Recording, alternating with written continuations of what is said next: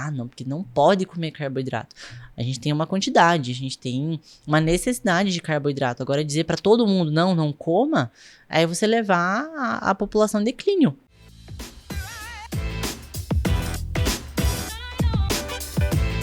Um dos maiores prazeres da vida é comer, Sim. né? E eu vejo muitos nutricionistas de internet fazendo um terrorismo absurdo, terrorismo nutricional. Ah, isso tem. Eu queria entender de você, qual a sua visão sobre isso? Quais os piores casos de terrorismo nutricional que você já viu? Tem bastante. Respondendo essa última pergunta primeiro, foi da frutose. Por isso que eu sempre falo nos lugares onde eu vou.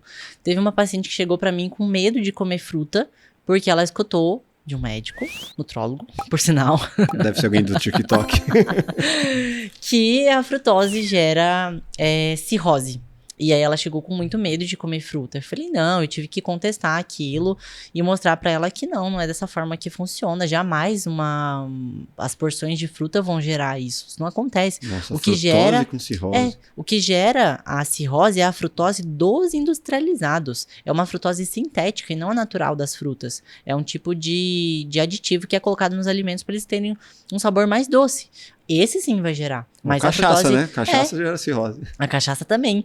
Agora, a fruta não. E terrorismo nutricional a gente vê muito. Um deles bem famosos aí é o tal do pão, que a gente sabe que tem uma famosa que fala, ela demoniza demais o pão, mas não tem necessidade de demonizar o pão desse jeito. A gente tem as alterações que acontecem com o glúten.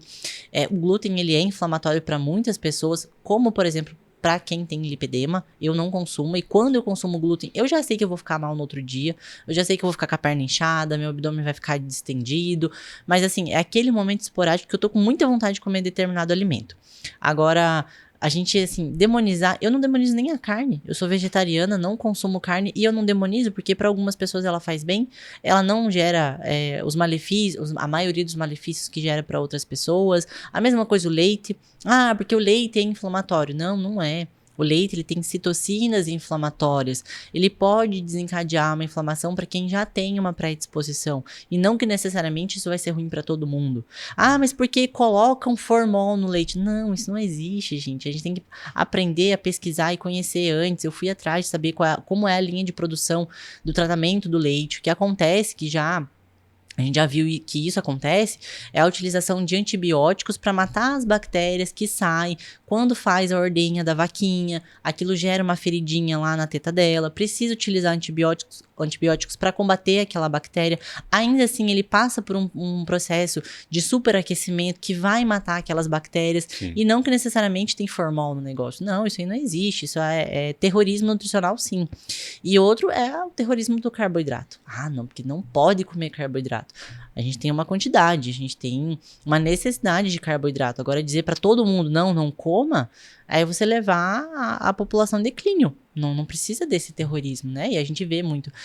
O que eu sempre ensino para as pessoas, veja quem que você está seguindo, né? Veja qual é a formação da pessoa, se ela tem mesmo, se ela faz parte mesmo ali de um conselho de medicina, conselho de nutrição, conselho de fisioterapia, de educação física, se é registrado, quais são os cursos que aquela pessoa fez, tem como você ver isso, chama-se Currículo Lattes, e ele tem ali todas as formações, congressos e palestras que aquele profissional participou, nomeações, premiações que ele recebeu, veja quem que você está seguindo e conteste as informações, né?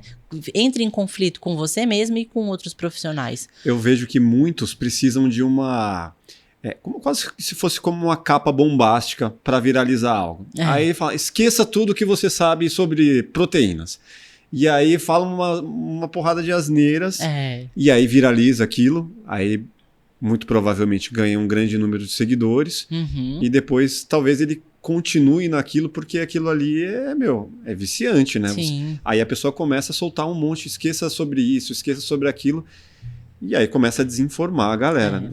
É viciante pro ego, né, da pessoa. Então ela acaba, aquilo infla o ego dela, ela se ilude pelo número e não por pessoas, porque ali, pra pessoa que se ilude com números, são só números. Não significa necessariamente que aquela pessoa ela vai contratar o seu serviço, ela vai te admirar. Não, ela só quer saber o que tá acontecendo. A fofoca por trás de uma tela. Não se converte necessariamente. Não se converte necessariamente. Então, se você se ilude com números, dificilmente você vai fazer um bom trabalho. Eu e o Leandro, a gente conversa muito sobre essas coisas. E isso foi uma coisa que ele falou. Ele falou que ele não se ilude por números. Ele não vai se iludir ali por comentários, por curtidas, por mensagens, nem por número de... tem muitos seguidores. Tem, por número de pessoas. Ele segue ali o que o coração dele manda e que a ciência manda. Ele é extremamente inteligente no que ele fala e sensato. Ele não fala bobeira. E isso eu vejo de outros profissionais também, né? Não só dele, mas de outros profissionais que são sensatos também. Agora, tem uns que, por questão de números, faz ali, sei lá, uma chamada muito bombástica, sensacionalista para chamar o público e, na verdade, nem ele mesmo acredita naquilo que ele tá falando. Ele só fala aquilo por números. E aí a gente tem que prestar atenção nisso também. E aí, de uma certa forma, ferra uma profissão inteira, né? Ferra uma profissão inteira. Eu vou confiar nesses tipos de nutricionistas aí, pelo amor de Deus. Tem muita gente que tá desacreditada de nutricionista hoje por conta disso. E eu vejo muita asneira. Nossa, eu vejo cada coisa, porque acho que o algoritmo ele manda, né? Tudo que é relacionado à saúde, tudo que é de nutri. Só da gente estar falando aqui, nossa, já vai, daqui a pouco já... Muita coisa, muita coisa. Então você tem que fazer um filtro. O negócio é sempre filtrar. Passa uma peneira ali, vê quem é aquele profissional. Se ele tem certeza convicta de determinado assunto, desconfie. Porque na saúde nada é 100% certeza, não é uma matemática exata. Diferencia muito de pessoa para pessoa. Então, não adianta eu vir aqui falar para você, ó, isso aqui é água e essa água aqui vai te deixar bêbado. Se eu disser isso pra você, você vai acreditar? Não. Só porque eu sou nutricionista? Não, agora tem pessoa que vai e acredita nisso. Então não significa que é uma verdade absoluta. Esqueça tudo que você sabe sobre água. Água faz mal. Faz mal. Tipo, isso aqui já chamaria muita gente. Ó, já coloca uma capa. É bem isso. Então, não existe uma certeza absoluta no ramo da saúde e no ramo científico. A gente tem as diferenças e isso precisa ser filtrado. Agora, algo que ficou como indefinido para mim foi a questão do jejum intermitente. Eu cheguei a fazer, era 16/8, que eu ficava 16 horas e me alimentava durante 8, alguma coisa assim, por um tempo. E pouco tempo depois eu comecei a ter enxaqueca, eu comecei a relacionar. Faz sentido o jejum intermitente? Faz sentido, ele é uma estratégia legal, mas também de curta duração. Principalmente assim, eu quero atingir um peso rápido, eu quero melhorar o meu intestino, eu quero melhorar meu foco, minha concentração.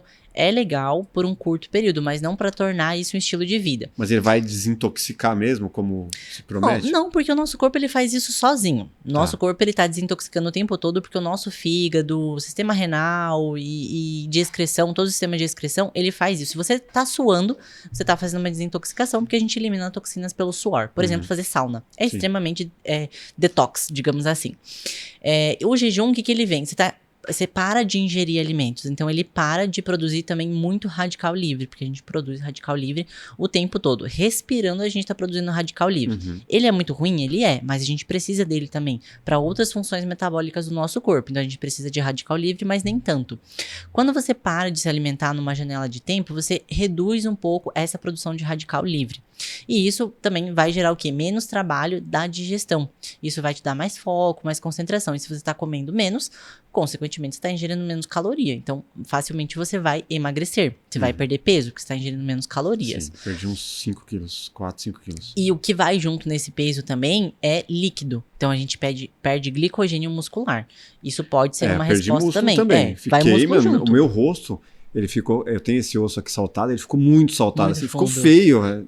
Aí eu parei. Falei, não é saudável por muito tempo. Ele é legal, é interessante, mas não por muito tempo. Mas e se eu bater as minhas calorias do dia na minha janela de alimentação?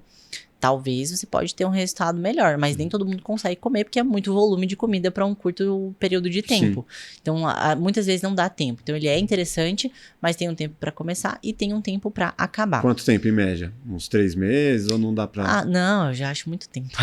Eu já acho muito tempo. Eu acho muito tempo, né? Eu não faria tudo isso de tempo. Já fiz algumas vezes, mas sem nem ter passado pela nutrição antes, nem era nutricionista, nem nada. Fiz por...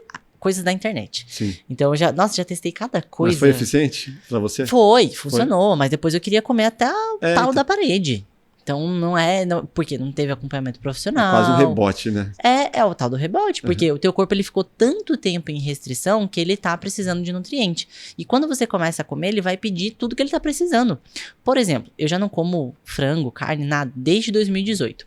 Na minha preparação para o campeonato, por eu ter o lipedema, a minha gordura ela é mais resistente. Então, eu precisei ficar numa restrição calórica, assim, absurda por 4 meses. Então, eu comia pouco mesmo. 4 meses. Eu até parei de falar as calorias que eu consumo, porque muita gente começou a me perguntar, mas como que você fez? Quanto que você fez pra comer essas calorias? Eu falei, eita, tô influenciando da forma errada. Não vou mais falar quantas calorias eu consumi nesse período. Quantidade bem baixa, né? Bem baixinha. E praticamente nada de carboidrato. Mas assim, o que tinha de carboidrato era no mamão e na aveia. Só. E era bem pouco. Então, o que isso acabou gerando? Diminuiu muito o meu percentual de gordura. E aquilo me gerou mais fraqueza, mais letargia, mas foi por um curto período de tempo. E o que me gerou? Porque eu tava precisando de alimento. Eu comecei a ter vontade de comer frango. Às vezes o Leandro tava comendo do meu lado, eu sentia o cheiro assim, eu falei, credo. Esse franguinho aí, vamos rachar. Credo, eu tô com vontade de comer frango. E há muitos anos que eu não tenho. Sim. Aí o que eu reparei? É o meu corpo pedindo nutriente que ele não tá tendo. Ele não tá recebendo esse nutriente. Sim. Eu, graças a Deus, não tive o rebote depois do campeonato. Então eu consegui segurar muito bem a minha dieta. Eu fiz tudo bem calculadinho. Então eu não fiquei inchada, não engordei. Não tive rebote nenhum depois do campeonato. O que a maioria dos atletas iniciantes acaba tendo. Porque não tem ali um acompanhamento do pós-campeonato. Porque e ele acha que ele pode comer tudo. É irreal, né? Não, ele é só de palco. Não dá pra manter aquilo ali por um longo período, né? Ele é 5 minutos de palco, acabou, você já precisa voltar pro teu estado normal. Para as mulheres, o que é ruim? Interrompe a menstruação, então chega na menorreia. E isso não é bom, porque isso vai gerar problemas nos ossos posteriormente. Muito estresse, então a imunidade fica baixíssima. Eu fiquei com a imunidade muito baixa, eu tive uma inflamação no olho. Essa parte ruim, assim, a gente... né? Vamos colocar as imagens pra galera ver como você ficou ali nesse período. E eu fiquei com o rosto muito magro. Eu cheguei aí nos podcasts uma semana depois do campeonato, e olhando os vídeos hoje eu falo, não vou postar isso. Falei, gente, eu tava uma caveira. E assim, fica mais evidente, né? Fica sem nada de gordura. Fica a pele mais envelhecida, porque é a gordurinha que dá sustentação. Então aqui esse bigodinho chinês ficou muito marcado, o rosto ficou muito fundo. É tipo o parente fala assim, meu, você tá doente, né? Não, a minha tia ela é muito evangélica. É coisa de tia. Ela foi me visitar um dia antes da competição. Ou seja, eu tava extremamente seca, tava só pele, assim, pegava realmente só pele. Ela olhava assim, ó, filha, meu Deus, vem aqui que eu vou orar. Vem aqui que eu vou orar por você. Você não tá bem. Você não tá bem. Meu Deus, você precisa comer. Falando pra minha mãe. Você precisa dar comida pra essa menina. Mas ela não quer comer. Começou aquela discussão de família. Sim. Você vai ficar doente assim? Eu falei, gente, calma, é só um campeonato. Daqui a pouco eu volto ao normal. Então, assim, não é interessante, né? Mas e o balanço? Você que foi lá, fez tudo isso, foi campeã, vale a pena? Pela sensação, sim. Pela saúde, não. Tanto que eu decidi não competir mais. Tá. Mas eu acho que assim, vale a pena pela experiência. Pra você ter a sensação de, tipo, cumprir um objetivo ali. Nossa, é surreal. É animal. Eu diria assim que é animal. Até porque eu fiquei 1 ano em preparação. Não foram 3 meses. 3 meses foi do radical. Quer dizer, o radical do radical. Porque em 1 ano eu já estava radical. Psicológico, né? O psicológico conta muito. Eu diria que assim, a meditação me salvou. Porque senão eu teria entrado ali em declínio, principalmente na reta final, por conta dessa inflamação, porque tudo altera no seu corpo, né? Eu não fiquei estressada, não fiquei irritada, não tive problema nenhum com isso. Mas eu fiquei mais fraca, muito mais fraca. E a meditação me salvou muito porque ela me manteve muito calma antes de subir no palco, durante o momento que eu tava no palco, enquanto desenvolveu a inflamação no meu olho. Imagina, eu tive uma inflamação 1 semana antes. Meu treinador quase falou, ele falou, Lari, esquece tudo, vamos desistir do campeonato, você não tá bem. Eu falei, não, já melhorei. Na mesma hora eu melhorei. Eu falei, não, vamos tomar um remedinho aqui, vai estar tudo certo. Vamos fazer, eu vim aqui durante 1 ano pra não subir. Então, assim, valeu a pena, mas é um risco que se corre, né? Vale a pena pela experiência, pela sensação de subir ali e ganhar. Eu não esperava, de fato, não esperava que eu ia ganhar. Lógico que eu queria, mas eu não esperava. Assim, eu queria estar ali pela experiência. E aí, quando eu vi que eu fui campeã no estreantes, e aí depois eu fui pro overall junto com as outras, eu falei, nossa, eu tô atingindo uma coisa que eu sempre sonhei. Eu tinha isso, não sei se vocês acreditam, mas eu sempre acreditei em mapa dos sonhos. E eu, há muitos anos atrás, sei lá, desde 2018, desde quando eu me tornei vegetariana, eu montei um mapa dos sonhos com coisas ali que eu queria na minha vida. E uma delas era ser campeã overall no fisiculturismo. Eu coloquei aquilo como meta. E eu recortei, tirei o print de uma atleta que tinha sido campeã, recortei o troféuzinho overall, coloquei ali. E deixei por tempos, sabe? Assim, eu falei, o dia que tiver que ser, vai ser. E aí foi esse ano que aconteceu. Então, assim, uma hora chegou. Aquilo foi a realização de um sonho. Eu falei, caramba, isso funciona. Eu acreditei em mim, eu fiz a meditação, eu idealizei aquilo, eu imaginei aquilo e realmente aconteceu. Então, assim, vale a pena. Agora, se você não quiser seguir uma carreira de atleta, pense bem se você vai ou não vai fazer, né? Porque na minha profissão colabora. Porque eu trabalho com o corpo. Sim. Então, ali, querendo ou não... cartão de visita. Cartão de visita. Isso conta muito. Eu quis também por essa questão, mas mais pela experiência, um sonho assim, um sonho pessoal mesmo. E aí, realizei, eu falei, não, tá ótimo, tá mais do que ótimo. Fui campeã 2 vezes, no dia seguinte. Então, assim, nossa, pra mim foi uma realização e tanto. Talvez ano que vem você mude de ideia e retome o projeto de entrar em outros campeonatos. Não, de fato, não pretendo. Não tenho esses planos em vista, porque isso exige muito. Eu fazia 2 horas de cardio no dia. 2 horas e meia de treino de musculação, porque as séries eram muito longas, o descanso era muito longo. E isso tomava o quê? 4 horas e pouco do meu dia. Então, é muito tempo dedicado ao corpo. Profissão, né? Ao corpo. E eu precisava atender, eu precisava estar ali com energia para montar a dieta dos pacientes, para ir participando de congresso, de evento, de gravação, de podcast. Isso já em Curitiba, antes mesmo de conhecer o Leandro. Então, eu já estava ali na ativa. E aí, isso acabou diminuindo o meu ritmo, então eu não tava rendendo muito mais, fora o custo. Fisiculturismo é um esporte caro. Eu tava gastando mais e ganhando menos. Eu falei, não, tá errado. Você chegou a ter patrocínio ou não? Não tive patrocínio. Você se patrocinou. Eu me patrocinei. É isso aí, se você gostou desse corte, com certeza vai gostar do episódio completo. Vá aqui na descrição e pegue o link e saiba muito mais sobre esse assunto. Se inscreva no canal e até o próximo Plugado Podcast. Valeu!